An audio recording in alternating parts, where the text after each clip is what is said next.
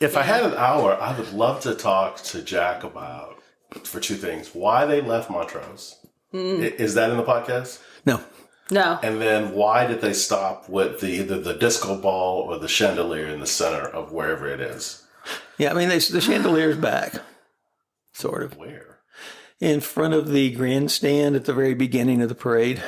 You never notice it. I know. It's on a big tower, and I mean, we have pictures of it and everything. Yeah. But they did that instead of the disco ball. That was a mistake. Disco balls are totally different. They need a disco ball with like 3 or 4 really good spotlights. Yeah. And, it would light up the whole neighborhood. But the group that did it, they thought the chandelier was better because they had their own interior designers.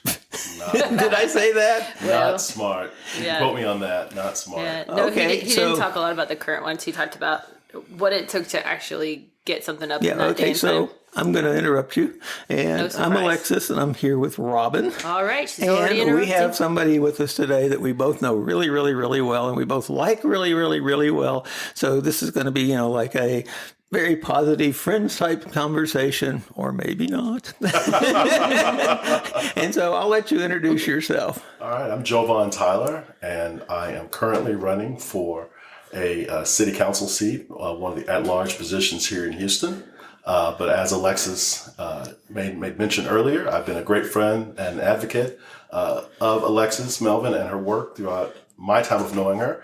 And I've also been a great friend of Robin Mack. Yes. And all of the time that I've known her. So I'm excited to be here. And, so glad you're here. And there are no topics that are off limits. I'll be open and honest and transparent. And some things I'll say I'm sure you'll agree with, and some things you're going to go, why the devil did he say that? And I'll probably make some comments that aren't agreeable with various people, but I always do that. That's sort of my position on this. And that's why we're friends. Exactly. Yeah. And, the other thing about it is when I look at it, we're trying to get things out here. And so I guess my first real question would be, why would you want to be on city council? Well, I think that the city is in crisis, frankly. I think that there's a vacuum of leadership. Could I interrupt for half Absolutely. a second? Do you know any government entity in the U.S. that is not in crisis? I don't know. Okay, good. Because I was trying to think of one. Starting with 1600 Pennsylvania Avenue. Yeah, you can go top down or bottom up. It makes no difference. Yeah. Fair question. Yeah. And I have tried to study history. And so I know that this is not unusual that folks will say we're in crisis. Mm-hmm, mm-hmm. But in my 48 years of life, I have never felt more under threat. Mm-hmm. I have never felt more uneasy. And I have never felt more as our society is out of control. Well, as I do now. Being the president of Transgender Foundation of America and a transgender person, I would echo that. Mm-hmm. It's like, I thought we got rid of this a long time ago, but we didn't. Yeah, I was reading an article, and I'm sure you all read it, in the Washington Post yesterday. Okay. About the president and his desire to erase anyone who's not white, straight, and male out of history. And if you look on the website for the Stonewall Inn, which is one of our national sites, mm-hmm. They took that off. They took transgender people mm-hmm. off. Yeah, I guess we weren't there. You weren't there. Transgender people were the ones who kicked them off and fought and were the stars of the show. But somehow you weren't there. Nope. It just goes to show how quick some things, especially digital things, can be erased. Yeah. And we do a lot of work to make sure that people have physical archives, mm-hmm. or a little bit of access to that if you can. And how old are you now, Jovon? I'm 48 until next week when I turn 49. And since this is not a video podcast, could you describe yourself for people? Absolutely. I am 6 foot. Mm-hmm. I'm currently 255 pounds. Mm-hmm. I am relatively attractive. Hey. Hey. We'll give our opinions of that too. And by race, I'm black. Mm-hmm. But my grandmother was very particular when she was living in terms of our blackness, and so mm-hmm. we are Creole. Okay. Our genealogy was done, and we came from Lyon, France. And we landed in Sunset, Louisiana. And from Sunset, Louisiana, we went to New Orleans. From New Orleans, we went to Liberty, and Texas. And from Liberty, Texas, we ended up here in Houston. Yeah, I was saying the other Explains day. a lot. Jovon is really good at cooking. Yeah, I can make gumbo and jambalaya and etouffee, and I You can get even him in the stuff kitchen boudin. and he just smiles. Yeah, and then great fried chicken. Yes, Yeah, I was saying the yes. other day, I said, we have a lot of people who are leaving Texas that we hear from. And, it's interesting because they're finding that the idea of moving to Louisiana is good. And even Oklahoma is better than Texas these days. And I'm like, okay, this is really bad. It is bad. It is bad because other than the food in Louisiana, I don't really know what, like you're closer to the eye of hurricanes there. Right. And that's really scary for me. And the people, that's the big thing, in my opinion. Yeah. I mean, the Louisiana people are great. I They think. are fun. Yeah, and Houston history is, Now, we're very Oklahoma? open to them. No. I'm having trouble figuring I this can't out. either. Other than, what was the song from the Oklahoma Broadway show?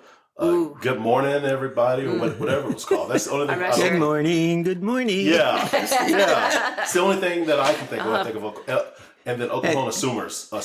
Yeah, I was going to say, but Oklahoma had nothing to do with that. That was a Right. New York thing. You're right.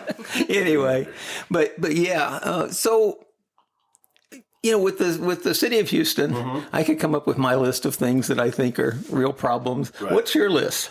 What needs to be? Yeah, like what's your response to a crisis? Because one could say dumpster fires have been going on for a while. Right. But Right. it takes a lot to throw your hat in the ring. It does. And so I have a hodgepodge of things I want to tackle once I'm there. But someone recommended that I use an acronym to ensure that I remember what those things are. All right, let's hit with that acronym. You keep talking to Grant. No, No, actually, that wasn't Grant? this didn't come from a grant. Okay. Kind of when I was president of the caucus, I like to label myself as the people's president. And so I'm the people's candidate. And so I get ideas from people, just ordinary, regular people. Right on. And so Houston stands for hope.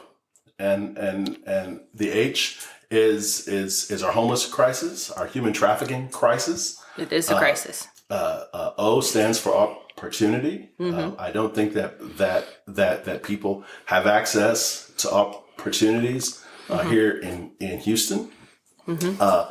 P stands for folks being able to access our, for lack of a better phrasing, kind of our public accommodations in terms of feeling free to be themselves. That's a big one. In public spaces.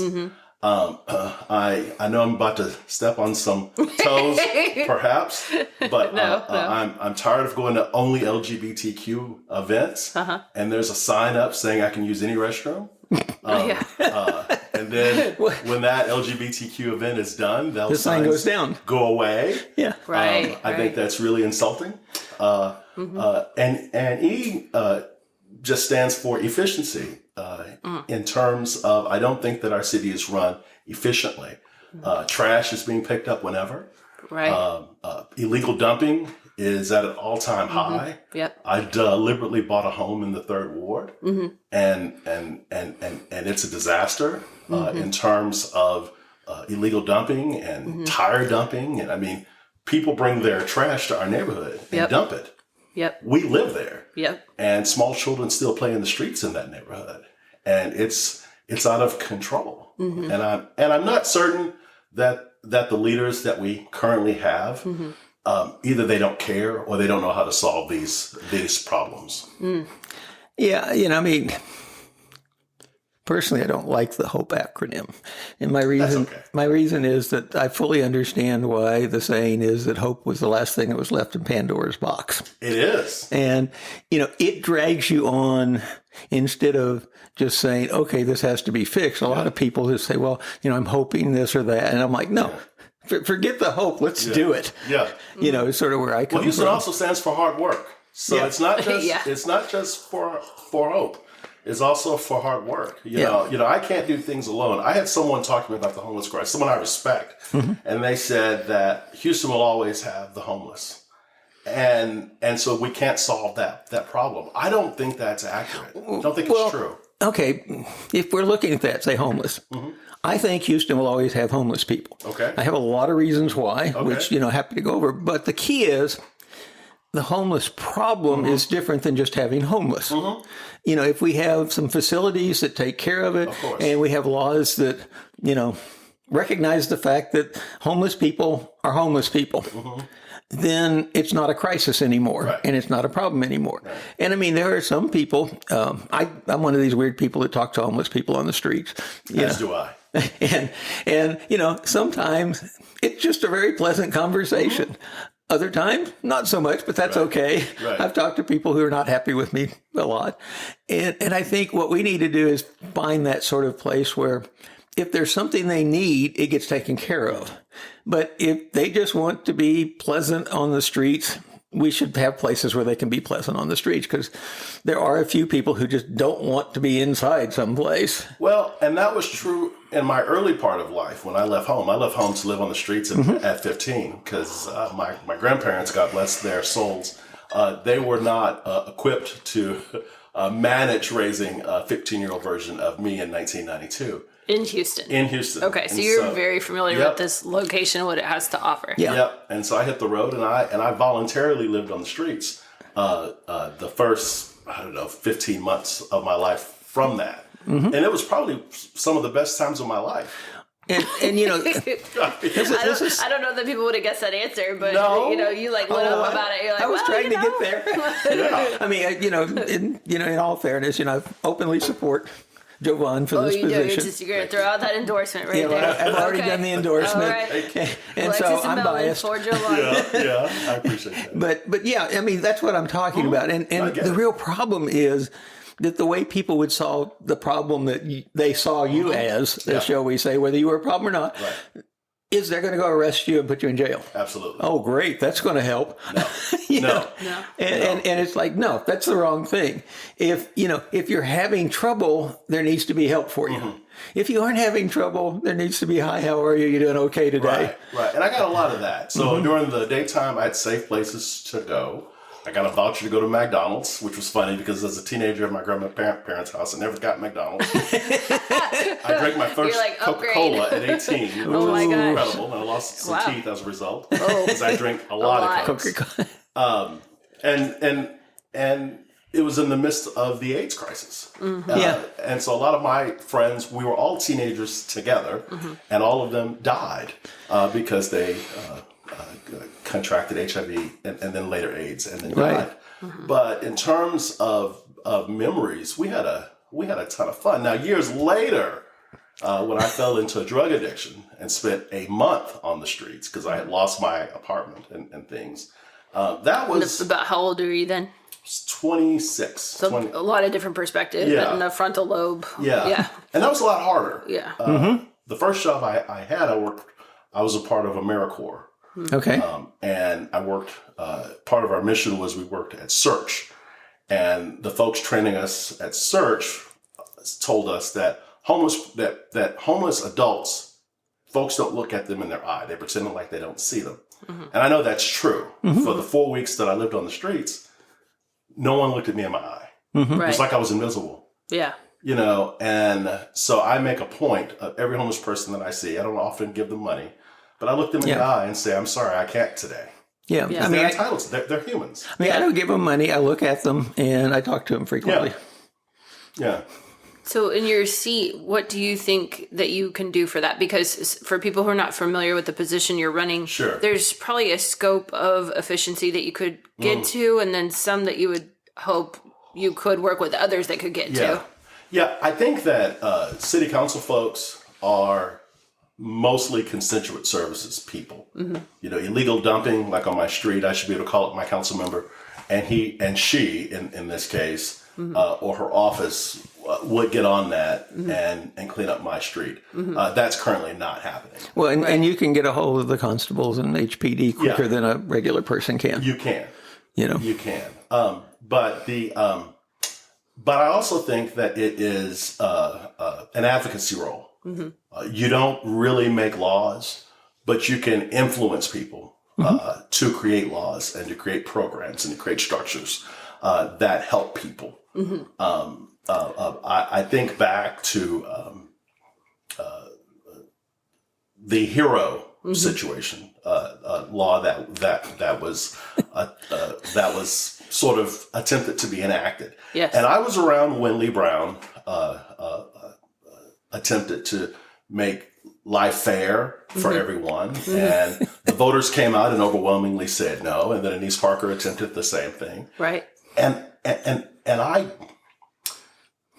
I'm not certain that our leaders typically know how to discuss this kind of issue with the public. Absolutely correct. And I look at it, and the Trump election, for instance. The part that I find sad about that is that I think it was a fair election. It was. I don't like the results. I sure as hell don't. But just because I don't like the results doesn't mean it's not fair. Unlike the other side that claims everything that doesn't go their way is unfair. And it really saddens me to think that 51% of the people wanted what Donald Trump said he was going to do. And he's actually doing a lot of it. Well, and some of the statistics, I actually heard Anise Parker do a keynote speech this Saturday at the Houston Art League. And inside of the speech, she said that the 51%, voted, but 12% of that was LGBT. Yep. And what I didn't hear is how many people were available to vote but didn't. Yeah. And I think that there's just like a group of people that have completely checked out from this. And then there's the people who are obviously still making it to the voting polls, but we're not really talking about it as much as we have past elections. No. Like, all I'm hearing is silence. In fact, it was weird for me going into this last election, about 2 months in, which was right at the height of Kamala's, increase of who she was and making the rounds. I heard nobody talking. I was like, oh, this is not good. Right. It was like really loud silence. I mean, after Kamala did her first round of things, I quit talking about the election because I'm like, Trump's won. Oh, yeah. I mean, there was no question. So why spend your energy on that? And, there's a point when you're like, okay, I need to go on and spend my energy on something else that actually might work. Well, if you look at folks voting in Houston, more people voted for Lee Brown than voted for John Whitmire. Right. And by a country mile. And we had a whole lot less people that were eligible to vote then than we do now. So So they came out and voted. Yeah. What do you think has created some of that gap? So I'm sure you got some thoughts as somebody who's running. I do. I think even though you had Sheila Jackson Lee, who was a charismatic vocal leader. She was in every photo possible. In every photo possible. That is, I don't know how the lady got from Washington to Houston as fast as she did. Say what you want about Sheila, but she was working that photo fitness. Right. Like, she got around. She did. I mean, for a person who had a seat that would put you in D.C. often, she was getting the D.C. photos and the Houston photos. Well, and everybody was like, I don't know if I could do anything during this disaster. I was like, Sheila's literally lifting water cases. Number of Get out times there. Right. At like 9:30 in the morning, I would get a photo call and say, "It's Sheila. I don't have a photographer for this thing. It's over here and here and here." I'm like, "I'll be there." Yeah. I mean, that was Sheila. I could argue, but I'm going to be there. Yeah. We know this. Yeah. And then the worst part was that frequently I'd say, "Okay, but I'm not going to talk because I have nothing to talk about, whatever." And about halfway through, I'd be taking pictures and said, "Here, Alexis." Right. And you just have to go talk because she's not going to give up. You're on the hook. No, I was at West Gray and she was talking to somebody, maybe, not this last election for her, but the one before that. And she stopped her conversation and she pulled me aside. She said, "Tell Alexis I'm going to give her a call." And the lady looked at me. She goes, "Who are you?" I was like, "It doesn't matter. Good to see you, Sheila. I'll tell her." Right. Yep. And I'd be like, "Oh no," because there's certain people you just don't bother to say no. It won't work. Yeah, It doesn't. Yeah. And the other funny thing about Sheila, and I know I'm kind of going down a rabbit hole talking about Sheila. So when I was president of the caucus, Sheila was the first person to call me at midnight of the elected folks and said, "Congratulations." Wow. I'll never forget that. Wow. And then the other awesome thing about Sheila is you cannot not answer the phone. Yeah. She's going to keep calling. Yeah, I know. Yeah. You look at it like, it's at 6 rings, mine goes to answering machine at 7. It's like, and it rings again. Yep, that's it. Yeah, keep calling. And you go listen to the message if you want, because she'll be like, "Call me anytime now." Yep, right now. Yep. So back to the question of, so what do you think the gap is between it was the most Lee and... It was the most uninspiring election in my life for Houston mayor. And this isn't a time when we've elected Bill. Bill White really wasn't an inspiring speech giver or anything. But he had been an effective business leader. And he was a good public servant. And I think people got behind that. I was about to say, I think Bill White did a good job as mayor. Yeah. And there were several things that he did that were difficult to do, and he really didn't care. Yeah, he didn't care. Yeah. He's like, it needs to be done. But people were willing and happy to come out and vote for him. This last election, I think a lot of people just chose to stay home. Yeah. It was really disappointing. Well, these are our options. I'm staying home. Yeah. Well, and I think one of the things is that we get into a situation where we've had so many elections and we've had so many things that have gone on leading up to the election that people get confused. Yeah. I mean, I was having trouble keeping the candidates for mayor straight, and basically, I know them both really well. You know, and it's like, oh wait a minute, no, that wasn't Whitmire, that was this other person. And many of us got excited about different people that were running for mayor. Sure. And they switch seats on us. Yes. Yes, they do that sometimes. And it's like, okay, I can probably support you over there too. I have to think about it a little bit. Which brings me up, what made you decide to run at large? I think you're running at large, right? Yes, I am running at large. So I appreciate the district council folks. You know, they get money specifically for their district. And I do live in D. And I think D needs a lot of help. But my resume is more for an at-large position. Yeah. I've helped Houstonians all over our city. And I'm not, and I wouldn't stop in a district, but I get needle focused on something. And that's where I work. And I'd like to work for the entire city rather than just a single district. I love that answer. I think it's a great answer. Jovon is, the thing that I do know about you is that you are someone who's willing to do the work. Like, you just throw your whole self in there. And so it's good that you know yourself where, you need to have a large enough capacity to thrive. Yeah. Thank you for that. Well, I don't lie.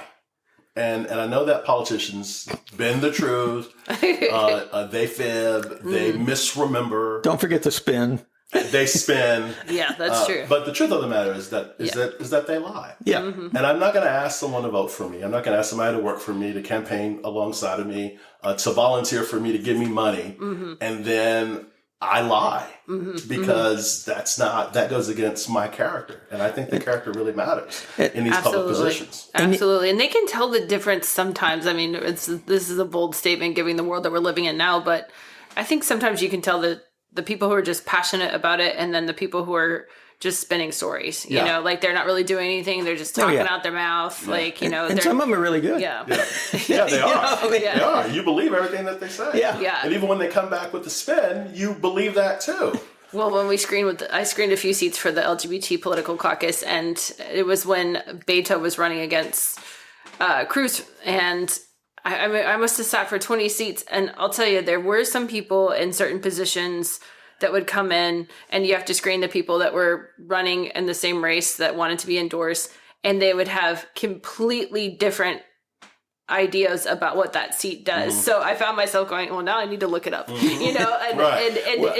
you're like, wait a minute, which one's right? I sort of laugh because I'm not a political scientist, but living in Texas, you better learn how the government really works. Because the people who are wanting you to vote for them are frequently going to lie to you. They are. And, I always love hearing someone running for city council, for instance, and this isn't you, who says, well, we're going to fix the problem with flooding and we're going to do this and this and this. And it's like, how are you going to do that? Right.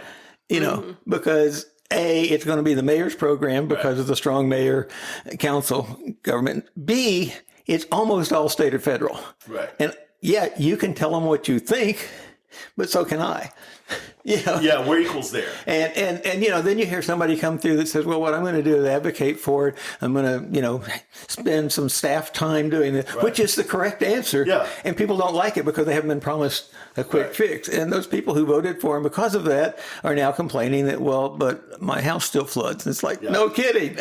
Yeah. Yeah, no, I agree 100%. And so, I think if you're not going to lie, you have to do a lot of education while you're doing your other part because people don't know how government works. Speaking of that, so hypothetically, lots of hypotheticals here. You think you'll get along okay with the county? Oh, okay. Well, I think one of my biggest cheerleaders with the county currently is Leslie Briones. Okay. One of the first people I sat down with when I decided to do this. She was very. We had a lovely breakfast, and she couldn't have been sweeter. Yeah, one of my favorite politicians. I have since heard she's gone around town telling folks, you better not get in that race because my friend Jovon is in it. So that's great. That's good. That's good. I have friendly relationships with Adrian Garcia and Rodney Ellis. Nice. And I historically have had a friendly relationship with the county judge. But yesterday, as many people know, my mother, former Mayor Denise Parker, has declared that she's running for county judge, and so I'm not certain how. Can't talk against your mama. No, I can't. So I don't know if the current county judge is friendly or not. So we'll have to, time will tell. So I thought I'd bring this up. I appreciate that. Sounds like Texas politics. Right. Yeah, and interestingly enough, council members and mayor's relationship with the county is, in my opinion, much more important than a lot of people think it is. Because the thing about county commissioners is they have money. They do. And they can spend it any way they want to. And so the idea is you have a good enough relationship that if you really need something for your people, you're like, look, I need to get this done. Right. And somebody like Adrian Garcia or Leslie Briones says, well, how much is it going to cost you? Tell them. They're like, okay, do it. Yeah. And they can do that, which is just an amazing thing. It is an amazing thing. Yeah. And they can be real partners for you. Absolutely. Or they can make your life miserable. Not a whole lot of fun. You're right. Your people and what you want never happens. Yep. And there's nothing that can be done about it. I mean, this is probably the closest that we still have to old Texas politics. Yeah. This is like Judge Roy Bean running stuff out there. And it really is. Yeah. I mean, and so that's why I was asking. And I'm like, yeah, I think we have a chance of having a pretty good county government. We do. Which I'm is excited about it. Me too. It's sort of like, wait a minute. Mm-hmm. And I wasn't a fan of Lena's, but I think Lena's done a pretty darn good job. I think that she has. I think that she's had some struggles, and those struggles I think have bled into folks' perception of her. Right. Mm-hmm. And I'm not, I don't have an opinion of her struggles whatsoever. Yeah. But I do think that I do know for a fact that my mother did a great job as mayor. And I think that in fact, I also know that she did a great job as president and CEO of Victory Fund. Mm-hmm. More recent. More recently. Mm-hmm. I mean, the number of LGBTQ folks who have sought elected office exploded under her leadership. Yep. Mm-hmm. And we got more people elected. Mm-hmm. And so I think if she is our next county judge, I think she's going to do an equally great job. I mean, anything that she's done, she's been great at it. Not always popular.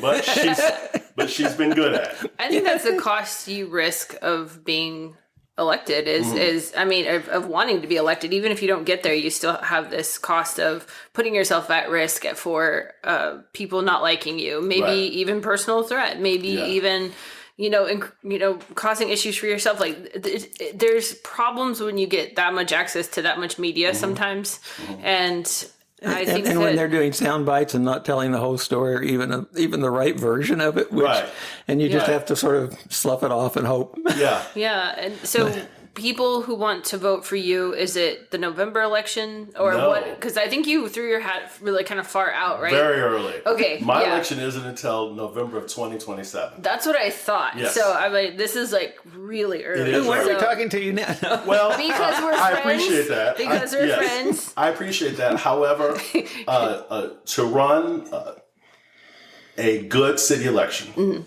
I need to raise anywhere from 500,000 to upwards to $1 million. Where are you at right now? Probably a little less than 20,000. And you started around when? Last month. Okay. Yeah. But I'm not trying to raise a bunch of money now. Right. I'm just trying to go out and meet people and shake hands and kiss babies and find out what the issues are. Yeah, and take the long game. Take the long game. Yeah. There's nothing worse, and I think Alexis would agree with me, than people who show up to political groups and say, vote for me, and you have no idea who they are. Yeah, that's going to be the first question. If you show up in a room, everyone's be like, first of all, where have you been? Right. Who are you? Yeah. Like, I mean, they might not even care about that part, Right. because it's where have you been? Yeah. It's where have you been? Right. I mean, like CD18, we've got, 25 people filed already. Adding by the day. I know. I was going to say, I was telling Maria Gonzalez the other day, I'm like, I'd really sort of like to screen in that race, but then I don't want to screen in that race for the caucus because you have to screen everybody. Yeah. And a lot of those people want to go for the caucus endorsement. And I'm like, oh, this is just going to be a madhouse. Good luck, Brandon. And hopefully, if you don't get it, you won't walk away all upset and sore. Yeah, that's the hard part about politics to me is that you really have to have a thick skin and not get upset if you lose. And who was it? I don't remember who it was. It was somebody we were screening that had lost the previous year, and this was in the LGBTQ plus, I can't say it all, caucus screening. You can blame me. I know. That's what I was sort of looking across at Jovon. and so this person sort of came back and everything, and they're like, yeah, I lost. And, Yeah. He said, no big deal. You learn a lot. You get to talk to lots of people. You get your points of view out there. You get some people who you can figure out pretty quickly they're wishy-washy because they change to your point of view to see if they can get you to support. And I'm like, okay, got it. Yeah. And it's not necessarily a negative. No. And a lot of people I have noticed, if they do this, you can see that they're actually spending more time with business people than anything else because they're really looking for a job, and it's just part of their. True. It's part of their job interview thing. Yeah. So I'm glad you brought that up because someone told me, they said, well, if you run at large, even if you don't win, you're going to get this amazing job offer. I'm not looking for a different job. Mm-hmm. I'm very happy in the job that I've done now for the last 15 years. Which is what, for people who don't know? Sure. I sell prearranged services for families, which includes cremations, burials, funerals. I think it's one of the most important things a person can do for their loved ones. Yeah. And it's also what everyone's going to have to deal with. Everybody's eventually. going to get a turn, including the three of us at the table. Yes. Exactly. We might as well get a plan. I'm also a licensed funeral director. And what caused me to decide this is what I wanted to do was that I met families over the years, for 10 years as a director, who, when we slide them a bill of $5,000, $10,000, $15,000, $20,000, they say, is there a payment plan? The answer is always no. It's against the law. Is there a discount you can offer us? The answer is no. It's against the law. It's against the federal. It's against a federal trade practice. Wow. What the bill is what the bill is. But pre-need allows us to give a discount, and you can put it on a payment plan. Wow. And so there's two kinds of families that I met with. Families whose loved one didn't prearrange. They were wondering how to come up with the money. Because when death occurs, people become very emotional. They overspend. For sure. They make decisions that the person who died probably wouldn't have made for themselves. Right. But it's emotional, and they want to honor their loved one the best way that they can. Versus a family that prearranged. They come in, they talk about their loved one, and they laugh, and they say, oh, thank God this person did this. So we didn't have to. We didn't have to pick out a casket. We didn't have to pick out an urn. We didn't have to figure out the music. Yes. And so I try to educate families on that, how to do that. I didn't know that there were law restrictions on prices and things like this. Oh, absolutely. Is that something that people are working to take away? Or, I mean, for me, it seems like it's so weird because in the state of Texas, if you run your own business, we oftentimes make our own prices for everything. So, I mean, and I know there's plenty of people who cannot afford their funerals and their burials and stuff. I mean, what do you think about the limitations on that? Is that suppressive to people, or just there's a good plan behind it? I think it's fair. The funeral service business is regulated by the Federal Trade Commission. Okay. The Texas Funeral Service. Okay. Commission, and it's one other group. It's a state group. I can't. That's okay. Remember. It's not a pop quiz, but it's this is but it is one of the most overregulated.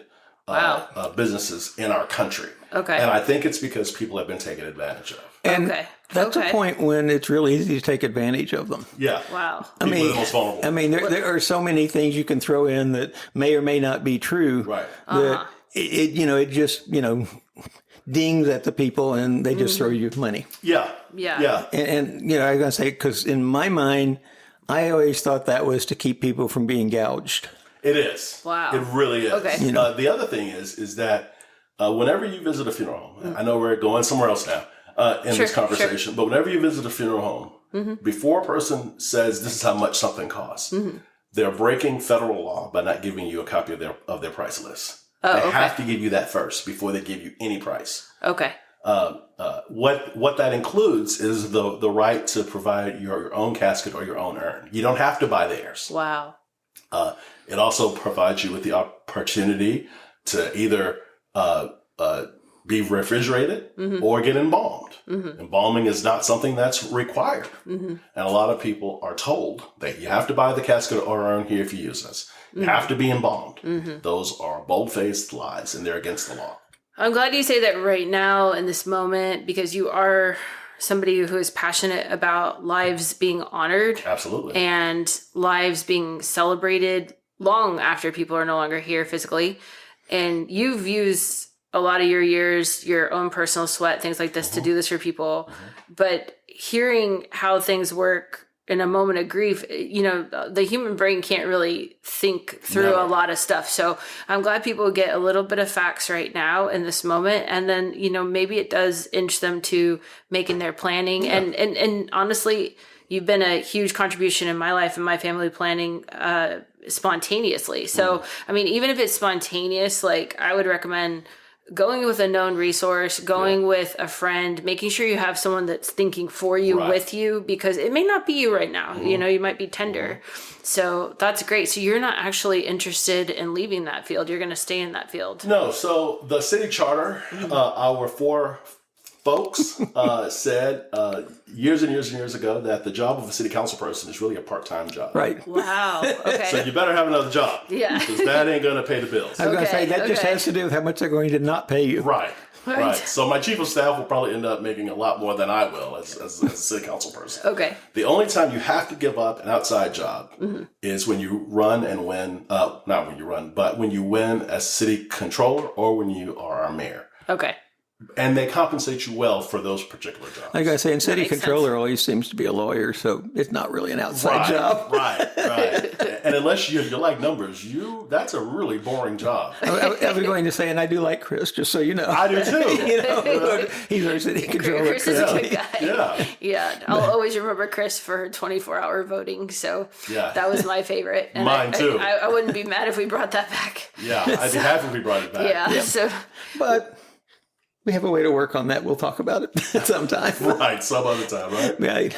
well, what do you, I'm curious, as somebody who has had family run for office, you've been around a lot of people running, you've been in caucuses, things like this. What are some of the things that you're finding out actually doing it yourself that, like on the ground was like, oh, maybe I thought that part was going to be easier, or, I wish I had space for this, or, oh, I didn't think that part through. Like just in the beginning stages, giving yourself grace, because it's going to be still like a long path. Right. Are there some things where you're like, oh, I wish I would have known this part 1 month in already? Yeah. So I have helped so many people, even when I was president of the caucus, I've helped so many people get in seats. I've helped so many people just in life get to the places that they want to get to. And I believe I'm a humble person. And so it's hard to say, vote for me. It's hard to say, give me money for my campaign. It's hard to say, come and volunteer for me. And what someone enlightened me to is, this is not about me. This is about the city. Yeah. And it was a trigger in my brain. And I realized, oh yeah, I am running to help my city. Right. So this isn't for me. This is for the city. But initially it was really hard. Yeah. It was really hard. That's what I would find very, very difficult. And one of the things people who might not know, Jovon's good at raising money for other people. I am. I don't mind asking you for a check for what you're doing. Yeah. In fact, I like it because I think that people ought to give money for causes and things that that need your money. Sure. You know, I'm annoyed by folks who are so proud to say, well, you know, we give to this national group and we give to that national group. And then you say, well, what about your local group? And they say, oh, that's someone else's problem, or, you know, I'm not interested, or I never heard of them. But they complain constantly about not getting their trash picked up. And it's like, you know, maybe you could take a little bit of what you gave national because it had a whole lot of zeros. Right, exactly. And you could get your trash picked up. Right, exactly. And so that's been the hardest thing. But I've kind of changed that thinking, and I've changed my approach, and I'm not allergic to the word no. That's good. I enjoy when people say, no, I'm not going to do this for you. So, because I can come back and say, well, when are you?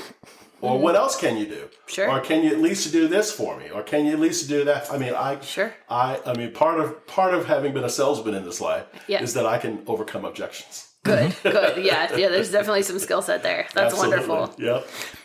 Okay, so I have another question for you. It's one of those questions that's probably not overly popular, but I listened to your list of things that you're interested in, and I didn't hear public safety. Yeah, so I know that public safety is important, but I also know that public safety, if not presented in a way so people hear what they want to hear when you say that you're for public safety. You know, there's people that want to defund the police. I'm never going to say that. There are people that are, unless you've got the blue sticker on the back of your car, then you're not with the police. I'm not going to say that either. I think that there is a fair and balanced way to look at public safety. I don't think that a person should be running for office if they are not looking at it from that perspective. I'm not like Mr. Police, and I'm also not Mr. Defund the police. I think that we need the police. I think that we need the fire department. I think that we need our first responders. And there have been instances that we all know where abuses occurred and people have gone out and protested. And changes to laws have been enacted, and there will be more changes, I'm sure, as time moves forward. It's just one of those things where I don't think it's something that I've had a great deal of history being involved in outside of ACT UP and Queer Nation, but I was never arrested. And I'm getting ready to be married to a firefighter. And so I definitely believe in public service. But it's just the people around you are putting you in a hot seat. They are. But it's also good for you. Congratulations. Yeah. Thank you very much. You got that firefighter dream bod next to you. Yeah. I do. Yeah. And it's fresh out of the Army National Service. Hey. Or National Guard, rather. And so, good that they're out right now. I know. I sent him a text earlier today. You just got out. Thank God. He said, what happened? I was like, our governor. Yeah. Seriously. Seriously.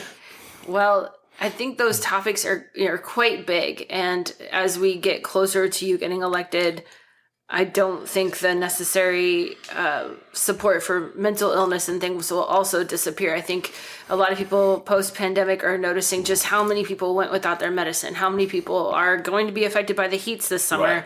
I mean, a lot of these police calls and whatnot should be psych calls, should be support calls. And so, I mean, a bunch of things can happen before you're ever elected with the funding for all of that, honestly. So it's people hear what they hear, but there's still a lot of need. It's a huge city.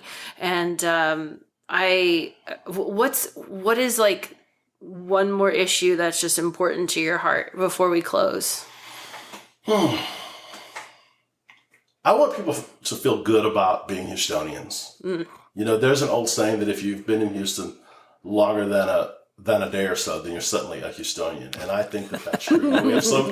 They say we have 40,000 people moving to Houston daily. That's sort of scary. It is scary. Wow. I mean, we can barely hold the ones that are here. Right. This explains, This explains I a lot saw of that the other day, and I'm like, oh, this is getting really scary. It is getting scary. Wow. And we have a double number of people that are coming into Houston every day to work and then leave. Right. That would be Harris County. Yeah, that's Harris County. That's why I was asking about what you thought your relationship was going to be, because a lot of people don't understand that they're as big as Houston, the non-Houston part of Harris County. But I want people to be just as proud to say that they're from Houston as they are from anywhere else in this country. That's a wonderful thing. I moved back to Houston, and one of my big reasons was that I wanted to be someplace that I was proud of what they're doing. Yeah. I mean, I was living in Ann Arbor, Michigan, which gets a whole bunch of pluses and everything, not from my point of view. Right. I mean, it's like they get pluses because for one day a year, marijuana was legal. I'm like, that's nothing. I mean, seriously. And it really wasn't legal. It was just the police agreed not to arrest anyone. Yeah.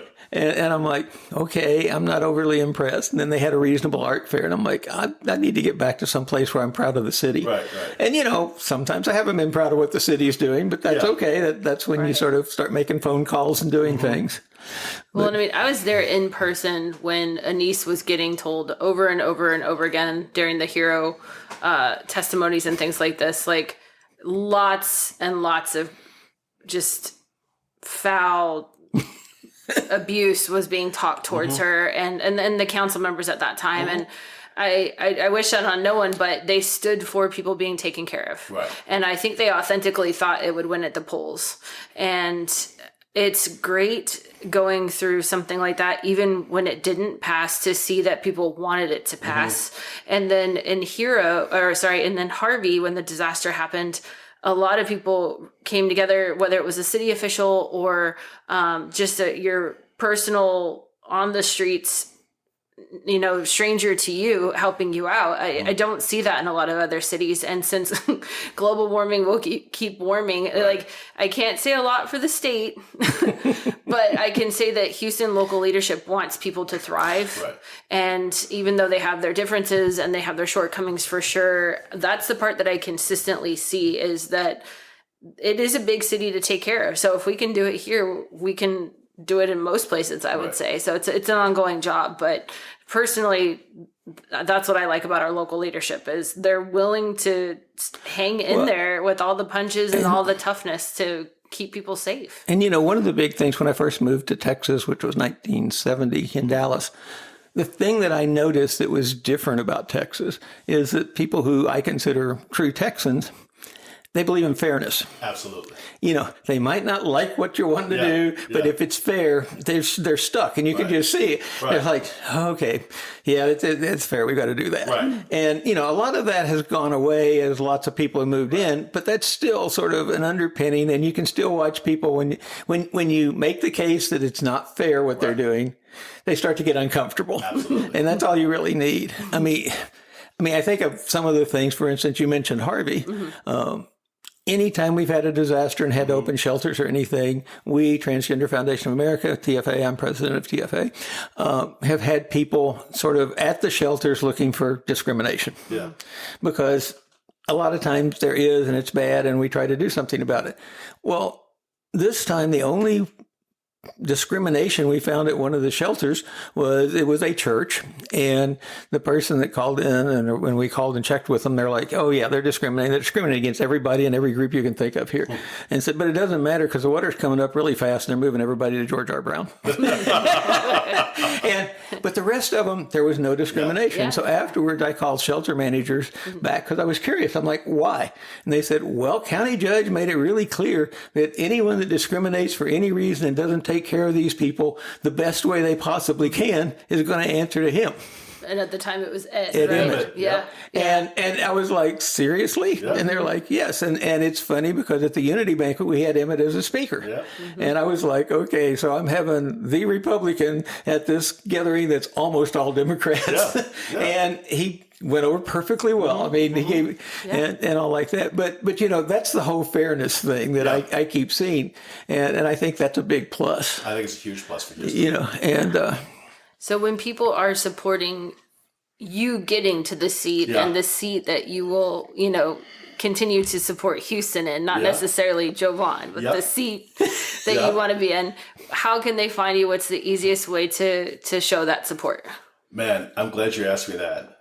Grant, this is going to make my campaign consultant very happy. Grant's a really cool guy. Our entire purpose for having you here is to make Grant happy. Let's keep making Grant happy. We know Grant. Right. www.jovontyler.com. JOVONTYLER. Nice. No A's are in the name Jovon. All right, one more time for Grant. www.jovontyler.com. That's where you can find all the information, including how to donate, how to volunteer, and how I feel about issues affecting Houstonians across our city. So what if somebody wants to send you a question?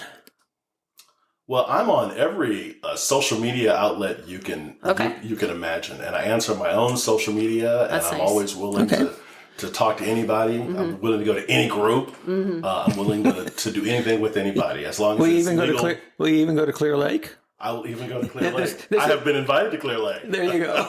Sabrina has talked to you. Yeah, she's spoken to me. So I owe Sabrina a call. Well, that's great. Thank you, Jovon, for taking your time and coming in today. We can always have you back, but we know you're on a tight schedule. So much, enjoy and stay safe. And I'm more than happy to hear that you're going to keep your current profession and look at how to make people proud of Houston with your next election. Thank you very much, my friend. I appreciate you and love you. And we have a good amount of time before we get there. Yeah. But I'm going to do an advertisement. We'd really love to have anybody that's listening to this support our podcast. You can support it with our online links and send us questions if you have them via the talkback, and we're happy to do that. Thank you.